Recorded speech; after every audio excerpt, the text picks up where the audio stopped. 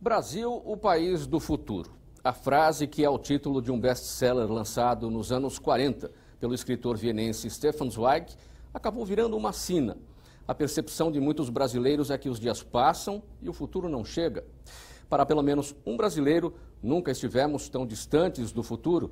O jornalista e consultor político Gaudêncio Torquato afirma que o Brasil sequer chegou ao século XXI quando o assunto é gestão do Estado. E esse é um dos temas do Discussão Nacional de hoje. O presidente da Assembleia Legislativa de São Paulo, deputado Fernando Capês, e o consultor político Gaudêncio Torquato trocam ideias sobre o que falta para o Brasil finalmente chegar ao futuro. Vamos conhecer um pouco da trajetória do jornalista Gaudêncio Torquato. Acompanhe. Francisco Gaudêncio Torquato do Rego nasceu em 1945 na pequena Luiz Gomes, cidade que fica no sudoeste do Rio Grande do Norte, quase na divisa com a Paraíba. Vencedor do Prêmio ESSO de jornalismo na categoria científica, trabalhou nos principais jornais do país, entre eles Jornal do Comércio, Folha de São Paulo e Correio da Manhã. A experiência na produção de grandes reportagens levou Torquato às portas da universidade. Foi convidado para ser professor de jornalismo na Faculdade Casper Líbero e logo em seguida chegou à ECA, a Escola de Comunicações e Artes da Universidade de São Paulo. Doutor em comunicação, atualmente Torquato presta consultoria em marketing institucional e político e em comunicação organizacional. Ministra aulas na USP e preside a GT Marketing e Comunicação. É autor de diversos livros, entre eles Marketing Político e Governamental, um roteiro para campanhas políticas e estratégias de comunicação. Olá, nosso querido telespectador que nos acompanha aqui em mais um Discussão Nacional. O programa trata de temas relevantes em nível nacional. Não é sobre esporte, mas hoje vamos entrevistar um autêntico craque. Doutor, livre docente e professor titular da Universidade de São Paulo na área de comunicação, Gaudêncio Torquato foi o pioneiro no marketing político em nosso país. Lançando agora o novo manual de marketing político, por favor, vamos dar um foco aqui, aproximando, novo manual de marketing político, para se juntar à sua extensa obra, em que já lançou também, pela Sumos, Jornalismo Empresarial, Teoria e Prática, Marketing Político e Governamental, e ainda Comunicação Empresarial, Comunicação Institucional. Gaudêncio, a Assembleia Legislativa do Estado de São Paulo, no seu estúdio da TV Assembleia, se sente honrada em receber um autêntico professor. Vamos procurar aqui tirar, aprender todas as informações e lições que você pode dar a respeito do momento político que o país atravessa. Bem-vindo, suas palavras iniciais para a gente poder começar essa entrevista. Muito obrigado, deputado Fernando Capês. Primeiro, eu quero dizer que a honra é minha em estar na sua casa, na Casa do Povo, presidida por você. Desculpe chamá-lo de você. Claro. Mas já sei e tenho acompanhado a sua dinâmica do trabalho, o seu dia a dia, a sua rotina. Quero até registrar, pelo que eu estou sabendo, que nunca a Assembleia Legislativa de São Paulo teve tantos projetos aprovados em tão pouco tempo. Então, parabéns pela sua gestão. Eu estou aqui para conversarmos um pouco sobre o país, sobre a conjuntura política, a conjuntura social, o que poderá ocorrer. Tenho andado o país de ponta a ponta e conversado, sentido também ao povo. E quero lhe dizer, deputado, presidente Fernando Capês, que nunca vi uma situação tão crítica como a que nós estamos vivenciando neste momento. Não porque vivemos apenas uma crise, mas uma confluência de crises, né? Nós estamos vivenciando a crise econômica, a crise política, a crise moral, fundo ético, moral, podendo chegar ainda à crise energética mais adiante, crise hídrica, de forma que todas essas crises, elas confluem nesse momento e colocam o país numa trajetória muito perigosa.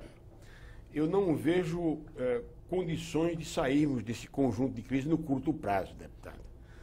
Então, o pior ainda está por vir, infelizmente. Então, as minhas palavras iniciais não são ainda... Mas eu acredito realmente que o país sairá dessa mais adiante. Vamos esperar um pouquinho. Bom, o momento que atravessamos, aí não é questão nem de opinião, é de constatação, um momento grave. Na sua opinião, a crise é mais política do que econômica? É as duas ao mesmo tempo? Ela é uma crise ética? Como o senhor analisa esse quadro de crise e como chegamos a esta situação? Pois é. Primeiro eu preciso dizer que se nós tivéssemos uma política mais compromissada com as demandas sociais, evidentemente os outros problemas na área econômica estariam sendo resolvidos. Eu acredito que o fundo desta situação é um fundo crítico, ou esse fundo crítico se deve à crise política, que vem se arrastando ao longo de décadas. Nós sabemos que o Brasil vive essa crise política desde os seus tempos de quando foi colonizado, por conta da árvore patrimonialista. Essa árvore patrimonialista que foi fincada aqui durante nosso princípio da colonização.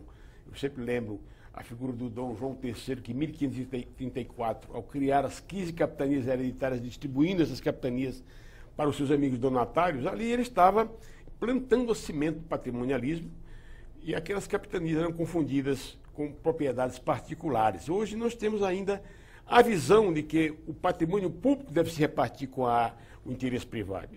Então essa árvore do patrimonialismo criou galhos: o mandonismo, o caciquismo, o fisiologismo, o coronelismo, enfim, o nepotismo, que são frutos dessa árvore, são galhos dessa árvore.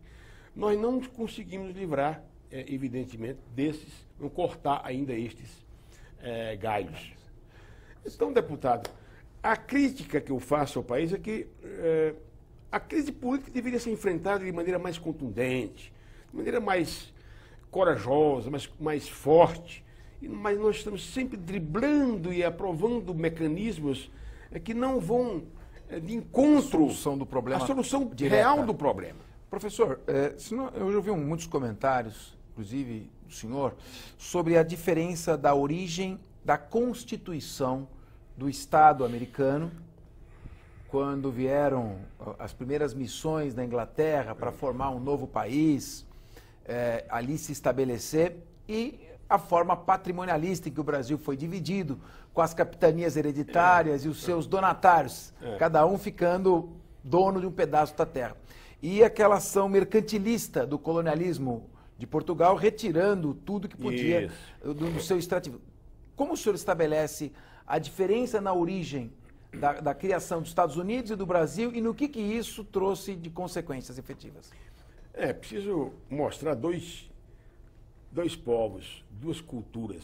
Uma cultura anglo-saxã, uma cultura muito comprometida com a ética. A ética protestante, digamos assim, impregnou a colonização americana. Então, o Estado ficou muito separado, evidentemente, né, do negócio privado. Os direitos e deveres estão muito bem esclarecidos. Aqui no Brasil, a cultura ibérica, de Portugal, Espanha, essa cultura ibérica, ela nos deu alguns vícios, né? Exatamente a confusão entre o privado e o público. A partir daí, essa cultura ibérica nos trouxe toda essa condução para se compreender que o Estado deveria pertencer também aos indivíduos, às pessoas. Por outro lado, o que nós vemos? Nós vemos que no Brasil, todos os valores que foram trazidos por esta colonização são aqueles valores que nós conhecemos muito bem.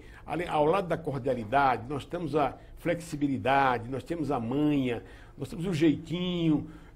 Enquanto aqui se diz, talvez, lá na cultura anglo-saxã, é sim, sim, não, não. Quase uma dualidade, né? Uma cultura cibernética, tecnológica. Aqui no Brasil se pergunta: fulano, você trabalha quantas horas? Ele disse, mais ou menos 40 horas. O senhor é católico? Eu sou católico, mas não sou praticante. Então, as coisas são muito flexíveis, depende muito. Então, a cultura anglo-saxã é uma cultura mais voltada para a determinação, para o pragmatismo, para o objetivo, para a meta. E aqui essas metas vão sendo muito desviadas exatamente por essa visão patrimonialista que se incorporou ao ethos nacional, ao caráter nacional. O senhor falou muito bem desta característica cartorial e burocrática do Estado brasileiro como um todo, de muitas décadas. Nós, às vezes, ficamos 10 anos debatendo o óbvio, para só no 11º ano começar a fazer o que tinha que ter sido feito no primeiro ano. Enquanto nós tivemos a difusão nos Estados Unidos da escola pragmática, com Charles Sanders Peirce, John Dewey, ou seja, o pragmatismo americano relacionado a esta origem. Isso teve a ver um pouco com a família real portuguesa, Dom João VI, suas características, quando em 1808 chegou aqui no Brasil, dizem os historiadores que ele distribuía a carteira e dizia: você tem a carteira, agora não precisa do vencimento, vai atrás da sua sobrevivência. Essa é uma característica geral ou teve também a ver com características próprias da colônia real, a comunidade real que veio para o Brasil em 1808? Todos esses vícios vêm lá de trás, sem dúvida nenhuma. Até quem defende a ideia de que na cultura ibérica também se coloca até o Império Inca, por exemplo, que lá do norte até o Chile, até embaixo, né? Esse Império Inca teria sido também um império muito concentrado no poder do cacique, no poder da caneta, quem manda mais. No Brasil, o poder da caneta é que manda. Os outros poderes estão à margem do poder da caneta. Então, uma visão centralizadora, uma visão presidencialista. E essa cultura da benesse veio lá de trás, da distribuição com recompensas. Então, o balcão de recompensas, o Estado, eu sempre digo, o Estado criou desde o início três entes. Primeiro é a vaca, né? A vaca que oferece as suas tetas para milhares sugarem suas tetas. Devíamos controlar mais a vaca, vem lá de trás. Segundo... A vaca seria o Estado com as suas tetas? O Estado brasileiro, exatamente, com suas tetas, abrigando milhares de pessoas. Há essa tentativa lá de trás de vamos sugar nas tetas da vaca. Que o empreguismo vem daí. Segundo, o vampiro que suga o sangue do Estado, né? Particularmente em alguns momentos, nas emboscadas da noite. Daí porque deveríamos tentar cortar ou eliminar o vampiro com transparência. Eu falo em transparência aqui na Assembleia. Transparência. O vampiro não existe, não sobrevive com o sol, a luz do sol. O vampiro seria o agente público corrupto, aquele que parasita? As máfias que se juntam para sugar o Estado. Aí, nós temos a Operação Lava Jato, onde os vampiros apareceram para sugar o Estado, né? Durante as artimanhas, as emboscadas feitas, né? Não à luz do dia, às vezes. E, por último, o Pinóquio. Eu chamo do Pinóquio, que é a mentira que se estabeleceu no país, que se estabelece no país, e o Pinóquio, que é muito característico também da cultura brasileira, né? A mentira, a versão, entendeu? Por exemplo, o marketing do Brasil, ele tem sido muito espetacularizado. As pessoas prometem alguma coisa na televisão e não cumprem. Então, na verdade, o que nós vimos da presidente, por exemplo, Dilma, foi uma promessa em campanha que não foi cumprida. Então, o Pinóquio faz com que o nariz cada vez mais cresça no país. É preciso cortar esse nariz de Pinóquio para que a verdade apareça. Se nós conseguirmos controlar a vaca, o vampiro e o Pinóquio, estaremos resolvendo parte dos problemas dos brasileiros com transparência, com agilidade, com objetividade, com a celeridade. No Brasil as coisas são muito engavetadas, né? Há a burocracia que impregna a burocracia infelizmente faz parte do nosso ethos. No início da década de 1960, o então presidente John Kennedy dizia ao povo americano: não pergunte o que o Estado pode fazer por você. Pergunte antes o que você pode fazer pelo Estado. O senhor faz aqui um retrato, uma metáfora muito precisa. O Estado é a vaca em que todos procuram encontrar um pedaço da teta para mamar. Isso. Essa vaca é sugada por vampiros, parasitas que estão ali à beira da mesma. Isso. E a população que procura a teta dessa vaca é enganada pelos detentores do poder que atuam como Pinóquios. Exatamente. Como mudar esta mentalidade? Nós estamos nos preocupando muito em procurar esta vaca para mamar, estamos esquecendo em como alimentar essa vaca com trabalho, com crescimento econômico. Como, com a sua experiência, pode começar a fazer uma mudança na mentalidade nossa? Primeiro, preciso lembrar que a mudança de cultura não se faz por decreto. Eu não acredito em mudança por decreto. É preciso que haja um processo de aculturação, de conscientização, de aperfeiçoamento do saber a partir da informação. Então, quando eu vejo, por exemplo, que as coisas começam a fluir no Brasil em termos de gente na rua, movimento na rua, eu acredito que as coisas começam por aí. Ou seja, é preciso que a classe política, primeiro, tenha vontade de fazer, digamos, cortar na sua própria pele, a partir daí. Com isso, mas isso só vai acontecer a partir de uma pressão social. Eu estou vendo, presidente, que o Brasil começa a engatinhar, começa a alargar, vamos dizer assim, a avenida da racionalidade. O voto no Brasil sempre foi muito ligado ao coração. Hoje o voto está subindo na cabeça. Ou seja, eu identifico um certo processo de racionalidade, de mais precisão, comparação de perfis. E eu vejo que o conceito que os franceses chamam de autonomia, autogestão técnica, quer dizer, eu sei escolher os meus fins e os meios para chegar a esses fins. Eu começo a perceber que esse conceito de autogestão técnica, que poderíamos também interpretar como autonomia, começa a vingar entre nós. Então eu vejo que lá nas margens, até o eleitor, até das margens, lá do fundão do país, também vota, está começando a votar de maneira mais racional, mais lógica. Então, aí eu vejo um sinal de mudança. Então, vamos acreditar que a racionalidade começa a aparecer, claro, via educação. Com a ampliação dos bolsões de comunicação nas margens, etc., mais educadas, nós vamos ver uma pressão maior. E, felizmente, acredito muito na democracia participativa, nessa democracia direta, que devemos observar sua presença não apenas por meio dos mecanismos impostos na Constituição, como o referendo, o plebiscito e a lei de iniciativa popular, mas eu vejo também a participação do povo no processo decisório, quando eu vejo muita gente nas ruas, as organizações sociais. Olha, eu fico impressionado com a multiplicidade de entidades que hoje estão fazendo a festa da democracia brasileira. Esse pessoal que vai para a rua. São milhares e milhares de entidades, né, que se espalham pelo país, norte a sul, tentando organizar a sociedade em função da crise que passa a democracia representativa. Como os representantes políticos não estão dando respostas adequadas, com raras exceções, uma exceção exatamente é o presidente da Assembleia Legislativa de São Paulo, que está cumprindo a sua missão. Mas, na maior parte, nós vemos assim, são representantes que não estão atendendo aos clamores do povo.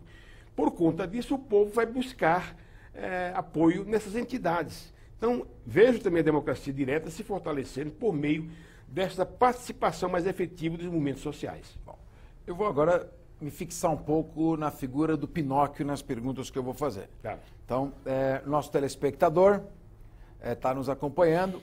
O professor Gaudêncio Torquato é professor titular de comunicação da Faculdade de Direito da Universidade de São Paulo. Direito Faculdade de Comunicação. Direito é por causa do promotor de justiça aqui, doutor em Direito, fica com isso na cabeça. Faculdade de Comunicação da Universidade de São Paulo. Você começa mestre, faz o doutorado, disputa uma cadeira de livre docência e busca depois a cátedra, que é o titular, a titularidade da cadeira de comunicação. E é o especialista lançando aqui o seu novo manual de marketing político. Então, eu vou falar um pouquinho, vem comigo aqui, dos marqueteiros aqui um pouquinho. Vamos falar da especialidade aqui do nosso professor, uma obra excelente. Professor, o Pinóquio ele, na verdade, é treinado por profissionais que acabam criando toda aquela maquiagem, Isso. dão forma e dão glamour à mentira. Então, primeiro, nós precisamos, o senhor colocou isso aqui muito bem, da racionalidade. Isso. E de suscitar no eleitor o espírito da racionalidade. Exatamente. Agora, para o político, é muito mais confortável dizer que todos devem se aposentar aos 40 anos de idade, que devem trabalhar 6 horas por semana, que devem ter direitos e direitos, porque isso faz bem aos ouvidos de quem está ouvindo.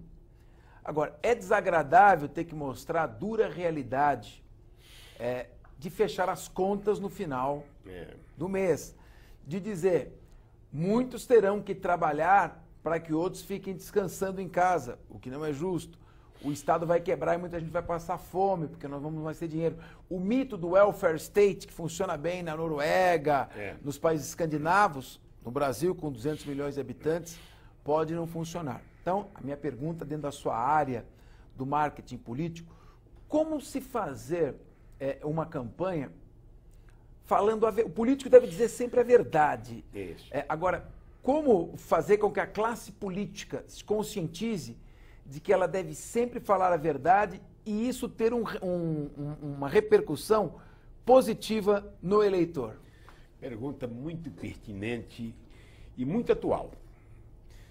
Primeiro, preciso lembrar que essa questão do Pinóquio, do espalhafato, da exuberância, da estética, das cores, essa questão vem lá de trás também. Napoleão gostava de se enfeitar.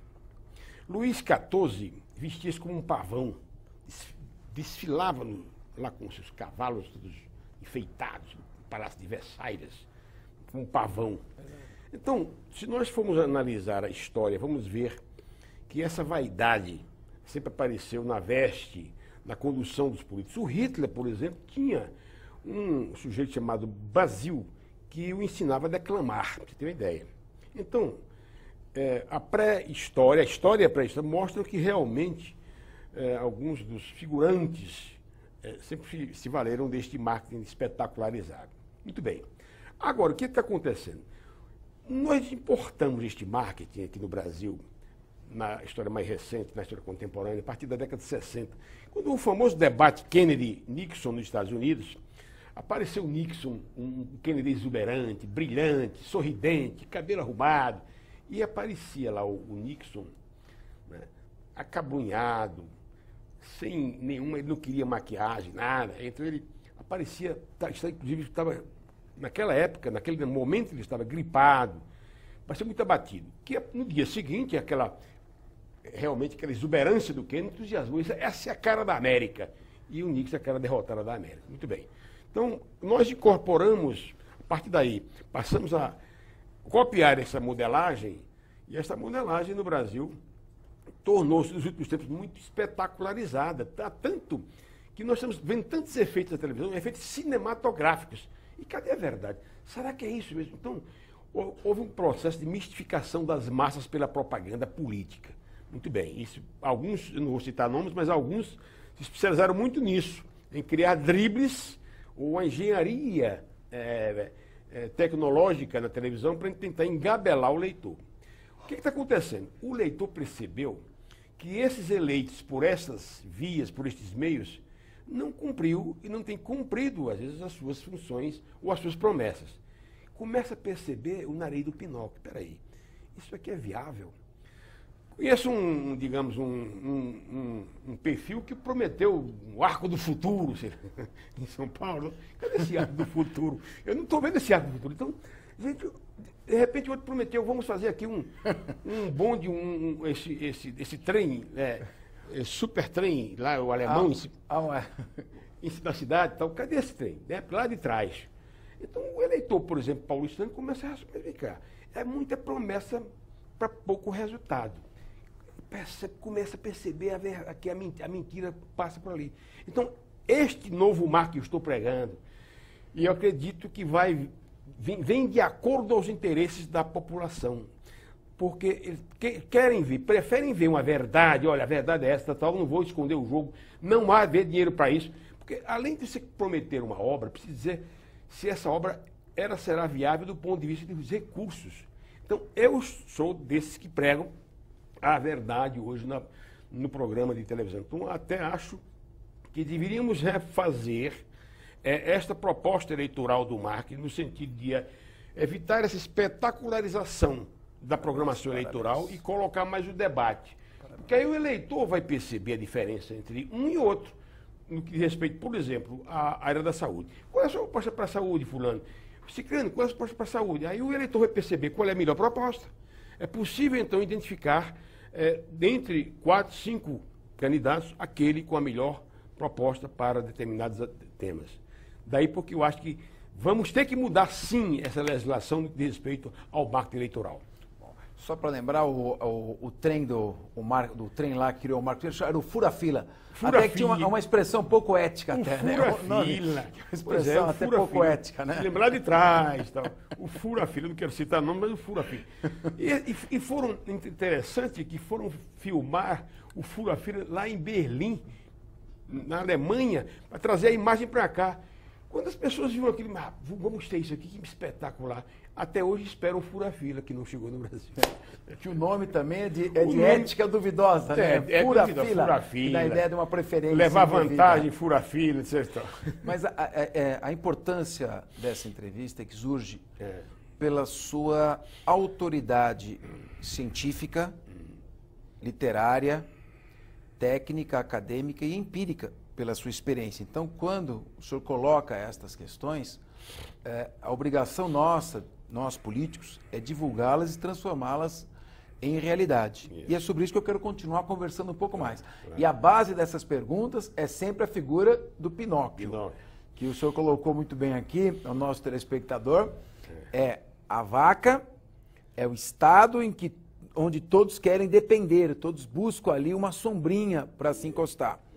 É o vampiro, que são os agentes públicos, os políticos, estão lá sugando a vaca para que ela não tenha energia de passar para o povo aquilo que o povo necessita. E o Pinóquio, a mentira que mantém esse sistema funcionando. Eu estou fazendo perguntas sobre o Pinóquio, e é justamente porque a especialidade do professor titular de comunicação da USP é marketing político. Professor, em meados dos anos 70, salvo engano, em 1975, foi editada a Lei Falcão, em que os candidatos apareciam só fotografia. Aquela foto, assim, até meio assustado, com o nome embaixo. Esse era um dos símbolos da ditadura. Impedir a liberdade de expressão do candidato, impedir que ele se comunicasse, tirar a espontaneidade, a autenticidade. Aí vem, então, a democracia, com aquelas eleições de outubro de 1982, a eleição para governador, para deputados, aquelas primeiras eleições. E na democracia, nós fomos para o extremo oposto, que é o marketing a tal ponto que ele retirou aquilo que se buscava quando se combatia a Lei Falcão, que é a espontaneidade do candidato, a possibilidade dele se comunicar com a população. O senhor, como especialista, como se buscar um meio termo entre não se comunicar e se comunicar de tal forma que você pode mentir gastando milhões e milhões de reais para pagar quem faz essa mentira? Pois é. Então nós saímos, veja bem, quase de um prato vazio, né? Não tinha nenhuma colherada de sopa, para um balde cheio de sopa, estragamos, vamos dizer, a comida. Na verdade, você tem razão. Na época da ditadura da Lei Falcão, aquilo era um desfile de caras assustadas, era um desfile realmente escatológico, quase escatológico, uma coisa horrível de ver, né?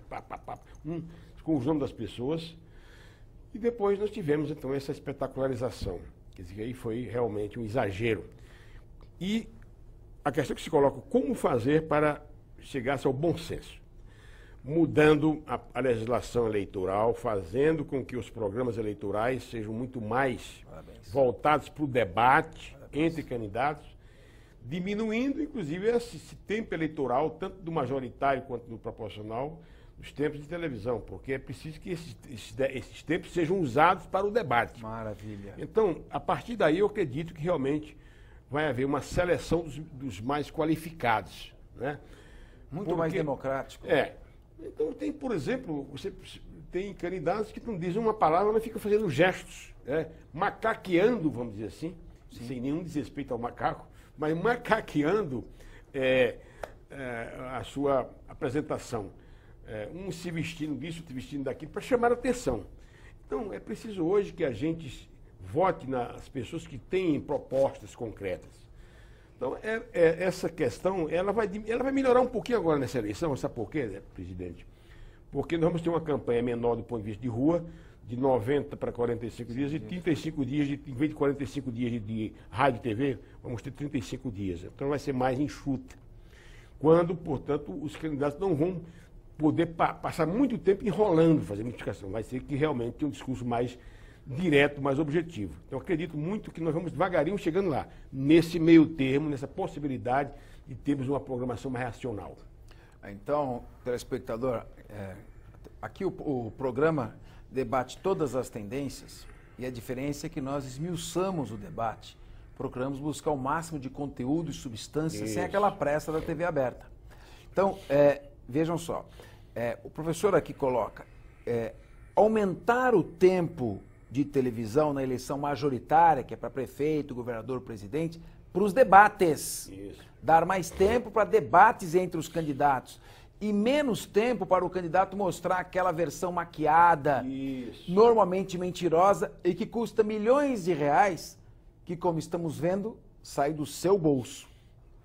Então, professor, vamos prosseguir aqui nessa questão ainda do Pinóquio. Uma vez que se constata que um candidato ganhou uma eleição usando de uma estratégia de marketing político, no qual ele apresenta uma série de propostas que não se viabiliza, isso configura de alguma forma, a seu ver, uma fraude eleitoral ou uma fraude na vontade do eleitor e frustra os fins de uma campanha? Olha, há certamente uma razoável parcela de engodo nessa situação. O eleitor até pode dizer, não, mas eu votei porque eu gostei do que ele falou, da maneira como ele falou e tal, se pergunta, mas o que ele falou? Aí eu não sei, mas eu gostei dele. Pode até haver esse tipo de resposta. Mas eu acredito que nós deveríamos, para corrigir essas distorções, tentar caracterizar mais as propostas de cada candidato. Se um candidato na área proporcional, mesmo na área proporcional, né, deputados, vereadores, etc., eles deveriam também se comprometer com determinadas temáticas da sociedade. Não apenas ficar porque eu sou fulano e tal, tal. Entendeu? Então, deveria haver uma clareza, uma ligação maior entre o perfil e a temática.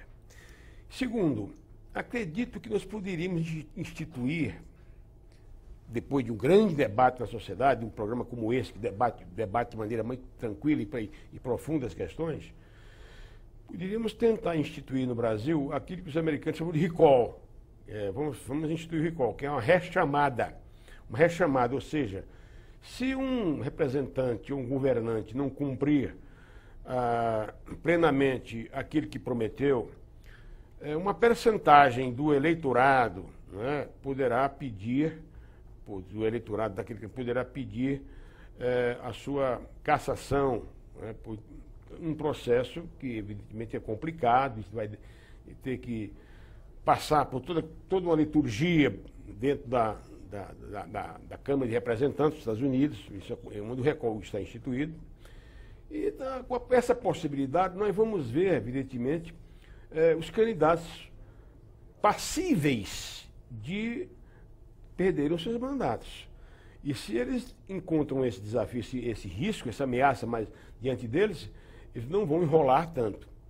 Agora, é claro que nós estamos chegando também nessa política de compromissos por conta, eu digo, da pressão social. Nós estamos vendo que cada vez mais a sociedade se organiza por meio de grupos, categorias, núcleos, e buscam os representantes para se comprometerem com essas causas. Eu acho isso muito justo nos Estados Unidos. A figura do lobby lá também aprovada, está na Constituição americana. Deveríamos realmente, aqui no Brasil, instituir também um tipo de proposta em que o político pudesse se comprometer com determinadas demandas da sociedade organizada. Perfeito. Então, neste caso aí, nós vamos ter as bancadas menos enrolativas, menos voltadas para o engodo, para a mentira, e muito mais voltadas para o compromisso com a sociedade por meio de seus núcleos e categorias sociais. Qual a sua opinião sobre obrigar os candidatos, principalmente os candidatos a eleições majoritárias, prefeito, governador, presidente, onde a possibilidade de dano é muito maior, obrigar esses candidatos a registrarem não só as propostas, mas especificar as metas dessas propostas. E, em primeiro lugar, o que não tiver registrado na Justiça Eleitoral, ele está proibido de falar durante a sua campanha.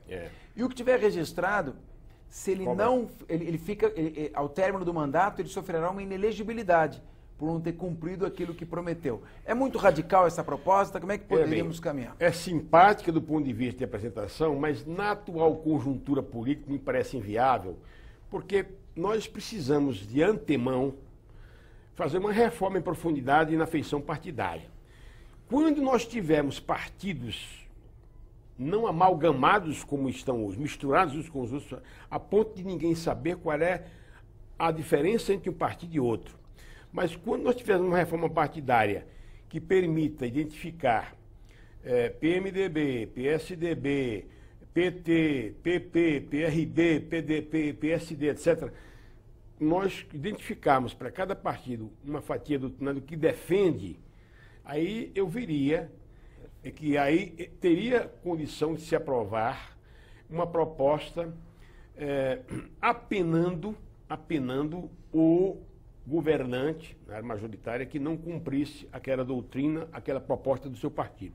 Primeiro, os candidatos deveriam se comprometer com o ideário do partido. Digamos, o partido é um partido liberal, com uma feição de economia liberal, aberta, enfim, com essa proposta de mercado mais aberta. É preciso que o candidato deste partido se comprometa com esse ideário, e não do outro. O que nós estamos vendo hoje, por exemplo, vou dar um exemplo. O PT, me desculpe aqui tratar do PT, porque parte do PT aprova hoje a política fiscal, o programa fiscal do governo Dilma, e outra parte do PT combate.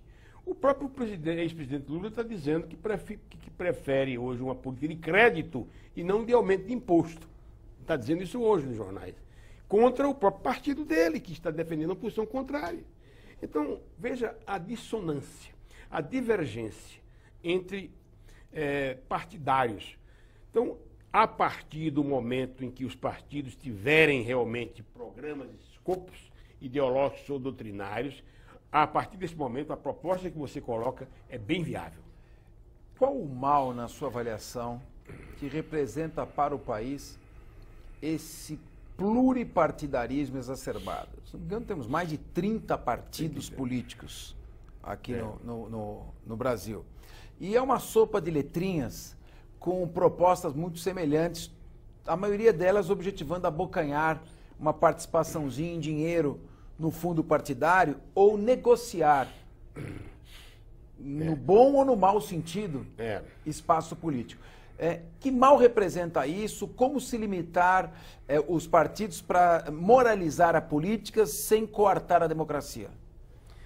Pois é, nós temos no Brasil uma paisagem devastada na área partidária.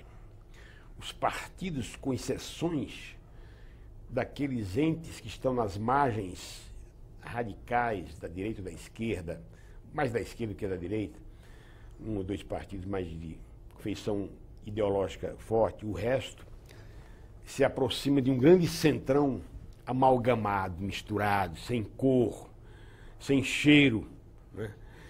Todos eles muito parecidos. São 33 siglas que estão hoje, que são aprovadas, são registradas no Tribunal Superior Eleitoral. Não é possível. Vivemos com 33 siglas, quando não há mais do que 5 ou 6 grandes pensamentos na sociedade. Um à direita, um no centro-direita, um no centro, um no centro-esquerda, um na esquerda. Digamos que seria um espectro do ideológico hoje, doutrinário na sociedade hoje. Nós temos os 33, não é possível. Agora, qual é o efeito disso aí? Primeiro, o desprezo que os eleitores têm em relação aos partidos. Acabei de ver uma pesquisa, essa semana saiu uma pesquisa mostrando que os brasileiros rejeitam os partidos, e rejeitar partido é rejeitar a democracia. Então, é um perigo muito grande. Segundo, a prevalência dos indivíduos sobre os partidos. É uma ameaça à democracia. Ao populismo? Isso é um passo para o messianismo, alguém messiânico qualquer, sem compromisso com a sociedade, sem compromisso com o país, de repente brande, levanta uma bandeira demagógica e o povo vai atrás. Fazendo aí um exército de Brancaleone, né? Quem quiser vai atrás de mim. Uma loucura. Então eu tenho muito medo de que no momento de esvanecimento, de arrefecimento, de deterioração dos partidos, alguém punha uma bandeira, né, sobre os partidos e dizendo, vamos fechar isso ou fechar aquilo. Então tenho muito medo desse tipo de... Por isso nós devemos nos concentrar na ideia de reforçar a feição partidária. Pelo que eu estou entendendo, o excesso de partidos é tão danoso quanto a ausência de partidos, porque ambos podem levar a esse messianismo. Claro, sem dúvida. Porque agora, como ninguém consegue distinguir a diferença entre um e outro, aí tudo mesmo igual. Ou, para usar uma expressão popular, todos farinha do mesmo saco. É o que se diz no vulgo, no dia a dia. Então é preciso que a gente tenha realmente noção de que o momento do Brasil exige profundas... Eu estou achando até que nós estamos chegando ao fim da velha política. Como assim? Ninguém aguenta mais passar de uma campanha para outra com as mesmas histórias, com as mesmas promessas, com o mesmo blá blá blá. O eleitor está abusado, ele está impaciente, ele não aguenta mais essa dose de enrolação, a verborragia que aparece nos programas de televisão eleitoral. Então, acredito que nós estamos abrindo uma nova fase, né? Uma nova fase de mais racionalidade, mais respeito, né? Com respeito à diversidade cultural, com respeito aos direitos das pessoas, das minorias. Acho que o Brasil está melhorando nessa área, com a participação direta da sociedade no processo político. Me permita uma rapidíssima digressão histórica para lhe fazer uma pergunta em seguida. Nós tivemos na Idade Média o esfacelamento dos Estados unitários, com a criação, divisão em feudos. Depois, na Idade Moderna, eles começaram a se consolidar, transformaram em reinos poderosos. O maior exemplo, o senhor citou há pouco, foi o absolutismo monárquico na Europa continental, principalmente na França. E tivemos aquele abuso, né? Luís XIV dizendo que o Estado, ele era o rei sol, l'état c'est moi, eu sou o rei sol. Depois vem o Luís XV, prosseguindo naquelas festas, gastos enormes com guerras, né, dizendo rien de tout, nada de tudo. E o povo comendo ratos em praça pública. Bom, depois veio o Luís XVI, vem a reação da Revolução Francesa, instala-se o período de terror, a população fica em dúvida se um rei absoluto era pior do que aquele terror instalado por Robespierre e os seus seguidores. Vem o Napoleão Bonaparte. Napoleão Bonaparte vem, aí perde a guerra, né, na Batalha de Waterloo, vai para a Ilha de Santa Helena, a burguesia começa a ascender a força do capital, o capitalismo selvagem começa a graçar em todo o século XIX, é o Estado não interveniente, o Estado do laissez-faire, laissez-passer, o Estado que não toma nenhuma providência, deixa rolar e o mais forte vence. O capital dominando o trabalho, vem o Manifesto Comunista em 1848, com Karl Marx, prega como reação à ditadura do proletariado, com processo dialético de enfrentamento. Vem o século XX, as duas grandes guerras, o pós-guerra, a Revolução Comunista Bolchevique de 1917, e vem a queda do Muro de Berlim, o esfacelamento da União Soviética e a constatação de que um Estado completamente ausente sem qualquer regulação, faz com que o mais forte, o detentor do capital, oprime e destrua o mais fraco. E um Estado completamente onipresente, que tire a iniciativa privada, a iniciativa do homem, econômica, não dá conta de atender a todas as necessidades. Nós estamos sempre 20 anos atrasados, no mínimo no Brasil, ideologicamente. A Europa está começando a buscar um consenso.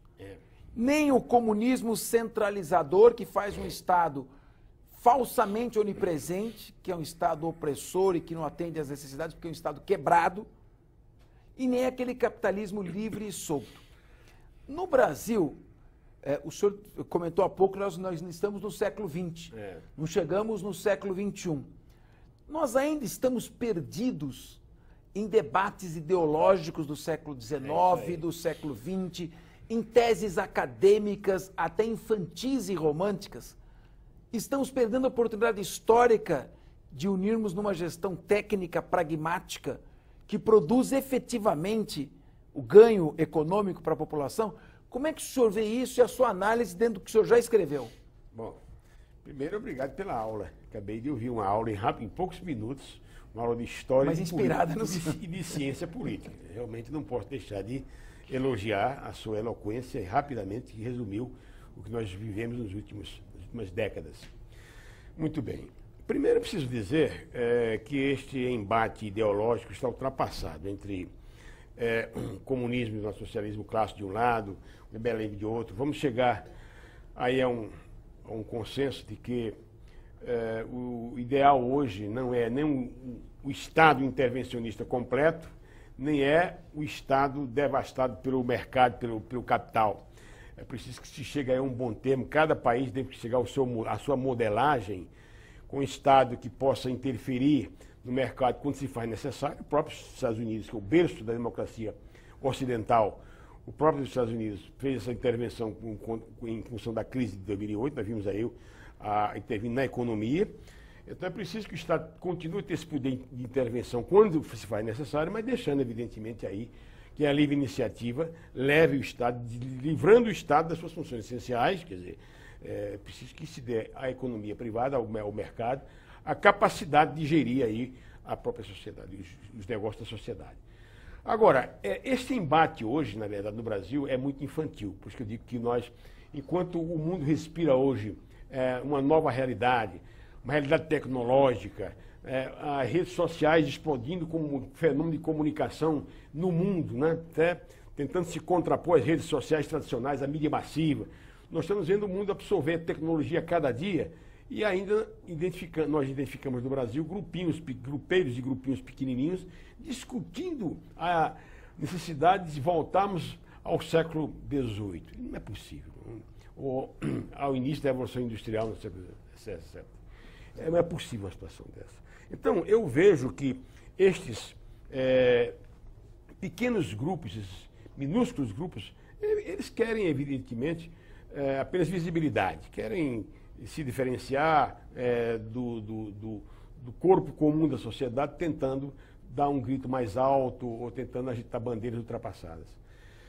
Acredito que no Brasil nós deveríamos chegar a um consenso hoje, a um esforço suprapartidário, a um esforço para que nós pudéssemos chegar a um consenso em torno das ideias mínimas. Qual é o projeto mais necessário para o país hoje, do ponto de vista do desenvolvimento? Qual é o projeto para o desenvolvimento das regiões do Brasil? Nós temos regiões diferenciadas, uma muito diferenciada de outra região. Como é que nós poderíamos incrementar a formação de novas lideranças no país? São temas que deveriam receber consenso, né? Não podemos ter uma visão de país tão díspara como nós temos. Então, o que está faltando no Brasil é uma agregação, uma integração de propósitos. Porque eu vejo hoje a luta pelo poder simplesmente a luta pelo poder sem um engajamento ideológico, sem uma proposta. Simplesmente para derrubar o outro. Vamos substituir. O que você vai colocar no lugar do outro? Qual é a proposta para o país? Então é preciso que cheguemos a um consenso suprapartidário. Ou seja, que a racionalidade impere. Vejam ainda que nós temos, eu vejo engraçado, né? A tecnologia avançando, a medicina avançando, a idade útil, a dia média do brasileiro deixou de ser 50 por ser 75 anos de idade. O avanço das técnicas, das tecnologias, das áreas sociais, e a cabeça, muita cabeça política, voltada ainda para 1930, como se estivesse vivendo a época dos tenentes, a época do tenentismo, o início do século XX. Não é possível. É preciso que haja uma reciclagem, é preciso que haja uma remodelação na engrenagem política. Por exemplo, o nosso presidencialismo, ele não pode continuar a ser um presidencialismo de cunho imperial como é hoje. Tudo, o Congresso depende do Executivo, é preciso que os poderes se respeitam e façam aquilo que a Constituição determina, sejam autônomos, independentes e harmônicos. Nós não vemos essa harmonia de maneira tão forte como deveríamos ver no Brasil. Enfim, é preciso, portanto, que haja uma remodelação da consciência política no Brasil. Eu vou retornar sempre a essa trilogia fantástica sua, do Estado como a vaca, o político aproveitador como o vampiro e o Pinóquio, que é a mentira que mantém esse sistema funcionando. O que está nos impedindo de passar para a fase de crescimento econômico? O Pinóquio mal intencionado, o Pinóquio de má fé, que sabe que está mentindo, mas que vai numa campanha e mente, fala de coisas que ele sabe que não pode fazer, do discurso palatável, politicamente correto, para impressionar o eleitor. E o Pinóquio de boa fé. O Pinóquio de boa fé que é aquele que acredita no que está falando. Ele acha que o Estado tem uma maquininha de fazer dinheiro, que o dinheiro não vem do trabalho das pessoas por meio da cobrança de impostos. O Estado vai fabricando dinheiro para produzir e atender as demandas cada vez mais crescentes das corporações. O Pinóquio de má fé e o Pinóquio de boa fé, até que ponto que nós vamos conseguir banir da política o Pinóquio de má fé e conscientizar o Pinóquio de boa fé da gravidade econômica que o país vive? Pois é. Eu acredito que é preciso que haja, vamos dizer assim, uma renovação política. Eu não acredito que vai haver mudança na cabeça política só porque, digamos, eu chego lá, Gaudêncio Torquato chega lá e diz, olha, você devia fazer isso, aquilo e tal. Ele vai continuar desconfiado e tal, porque muitos políticos não querem dar um tiro no próprio pé, não querem cortar a própria carne. Eu acredito na renovação política como um processo lento, mas gradual. Quer dizer, está acontecendo. Por exemplo, eu acho que na campanha de 2016 nós vamos ter uma grande camada de prefeitos novos que não tiveram experiência na política ainda e vão começar a experiência política, trazendo até sua experiência empresarial, por exemplo. Então, acredito que... A chegada de políticos não profissionais. Não profissionais, porque a política, presidente, ela deixou de ser uma missão naquele conceito aristotélico da polis, né? O cidadão é convocado para servir a sua cidade, política, para se fazer o bem da sua cidade. Ele era escolhido pelo povo para servir ao povo. Esta missão, a escolha, ficou hoje degradada pela missão, e a missão se tornou profissão. Quando a polícia torna profissão para ganhar, para ascender, se na escala social subir, etc., ela começa a receber aí uma degradação. Então, eu acredito que só a conscientização, só a formação, por meio da educação, eu não acredito realmente em mudança no curto prazo, só uma mudança por via educacional, com essa nova geração de políticos, nós vamos ter realmente aí um compromisso com o futuro. Porque podemos identificar até 10, 15%, digamos, de pessoas lá no Congresso Nacional que se comprometem com o Brasil real, etc., mas eles não têm força para mudar. A cabeça velha é ainda que domina. Então, eu só acredito que o Pinóquio bom, o Pinóquio ruim, mude quando, evidentemente, ele for afastado. Ele vai continuar na política por muito tempo, o Pinóquio ruim. Nós ficamos aqui em cima do Pinóquio, né? O que é o Pinóquio? É aquele mentiroso mesmo, malandro que vai para a campanha. E o Pinóquio inocente, que ele acredita mesmo no que ele está falando, ele só vai ver que o fogo queima quando a mão estiver dilacerada pelas chamas. Ou seja, ele vai ter que ver o Brasil cair num abismo para ele perceber os equívocos que está comentando. Agora, e o vampiro? Os vampiros estão sendo cuidados pela Operação Lava Jato, o fortalecimento das instituições no Brasil. Eu almoçava com o cônsul-geral dos Estados Unidos e ele me dizia impressionado com o fortalecimento das instituições do Brasil, diferentemente de outros países em que elas ainda não atingiram esse grau. Então você tem um Ministério Público forte, você tem uma Polícia Federal eficiente e uma imprensa incrivelmente poderosa. Tem países na Europa que têm imprensa vigiada, não como a nossa imprensa. Então, com esses três elementos, nós estamos no bom caminho para combater o vampiro ou a justiça continua lenta Não, você deu aqui, eu tinha esquecido de colocar esta tríade, veja bem. O Brasil está sendo escancarado, está sendo passado a limpo, graças a Deus. Nós temos um Ministério Público ativo, essa turma jovem do Ministério Público, na minha visão, tem um compromisso com o país. É um judiciário que começa realmente a despertar para o conceito da celeridade e da busca da verdade, não é? A partir da primeira instância, nós estamos vendo aí exemplo da primeira instância. Temos, então, uma pressão social que exige que esse Poder Judiciário também faça a justiça mais célere, enfim. E a Polícia Federal, que tem dado exemplos de realmente profissionalismo. Então, eu acredito que o caminho é esse. Nós estamos vendo aí um grupo novo, um grupamento de controle. O vampiro, veja bem, ele só vai ser escorchado, ele só vai ser expulso com a clareza do sol. E a clareza do sol é essa que o Ministério Público está dando, é essa que a Justiça está também iluminando, está colocando. A luz do sol queima o vampiro. A luz do sol afugenta o vampiro. Ele não aparece.